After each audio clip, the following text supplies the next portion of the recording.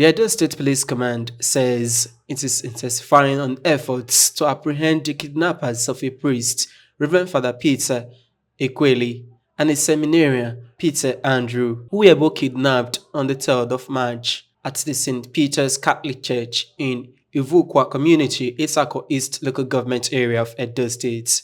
Though the priest had since regained freedom, the seminarian was however killed by the kidnappers. So further to the kidnap of Reverend Father Philip Eelli and Seminarian Peter Andrew on the 3rd of March 2025 in a Catholic church in Esan East local government area, the operatives of the Nigerian Police Force alongside the vigilante intensified search and rescue operations, which led to the release of the Reverend Father on the 13th of March 2025 in Amug community of Edo State.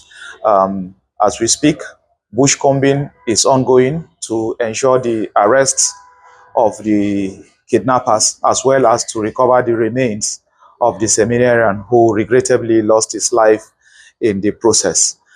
You may all recall that on the fateful day of the kidnapping, one suspect was neutralized and 4 others were arrested.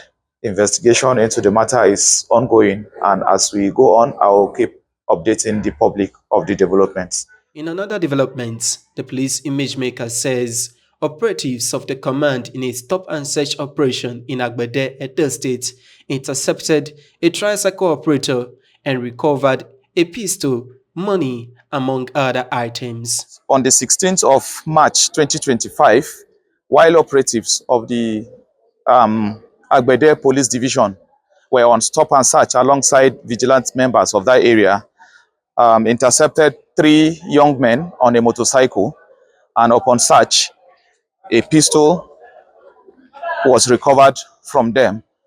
They could not give satisfactory explanation of themselves. However, they have been taken into custody and investigation is going into that matter. And they are somehow directly linked to the cases of kidnapping and armed robbery, as well as the snatching of motorcycles we usually witness recorded around that area. The command, according to CSP Moses Yamun, also nabbed kidnapping suspects who were later identified by some victims. We have recovered some money which is believed to be proceeds of ransom paid for kidnapping. The operatives of the Auchi Police Division, as well as the vigilant counterparts, while equally on stop and search in a separate development, intercepted 2 young men on a motorcycle also. Now, one of them took to flight. We were able to arrest one. Upon search of the bag he was carrying, we recovered a total sum of 1.3 million naira with some phones, as well as a dagger and all that you can see here. The operatives, without relenting, proceeded on this further operation. Getting to the camp, the said camp where this boy belongs to, we arrested 2 individuals who were seen on top of the tree, probably watching the coming of the policemen, and must have alerted their fellow criminals to take flight. However, the vigilant eyes of our men noticed them on top of those trees and brought them down, arrested both of them.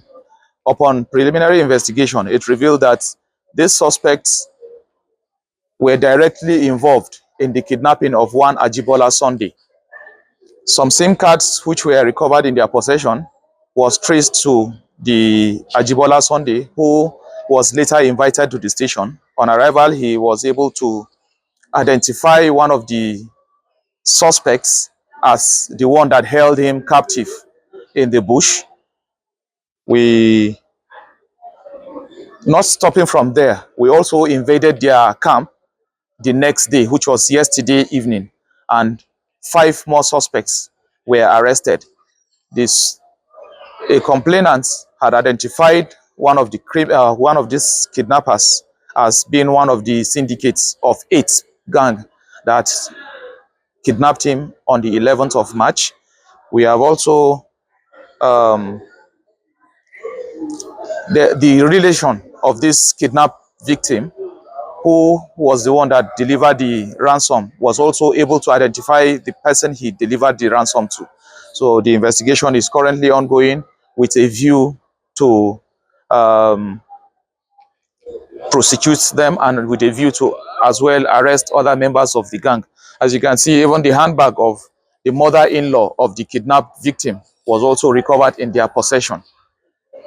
So we want to use this medium to appeal to members of the public and solicit for information that could help us rid the state of all forms of crime and criminality. The efforts of the vigilante is also appreciated, and we will continue to partner together to ensure that Edo State becomes safe for each and every one of us.